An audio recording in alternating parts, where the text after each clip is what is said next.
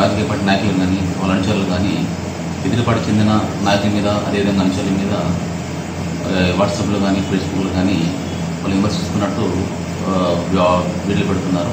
So దీనివల్ల శాంతి భద్రతలకు సమస్య వచ్చే అవకాశం ఉంది.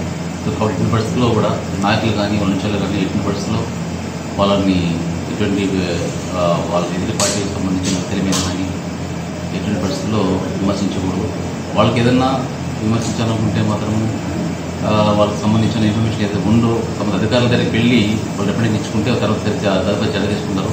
అంతేగాని రెచ్చుకుంటే మనం మాడితే మాత్రం ఖచ్చితంగా చట్టపరంగా ఉండగా చర్యలు తీసుకుంటాం. మాకు ముఖ్యంగా ఏంటంటే శాంతి భద్రత సమస్య గురించి మేము కాన్సన్ట్రేట్ చేస్తున్నాము. ఎక్కడ కూడా శాంతి భద్రతకు సంబంధించి ఎక్కడ సమస్య రాకూడదు. సో ముఖ్యంగా నాయకులు కానీ వాళ్ళ అనుచరులు కానీ వాళ్ళు కంట్రోల్ చేసుకున్నాడు.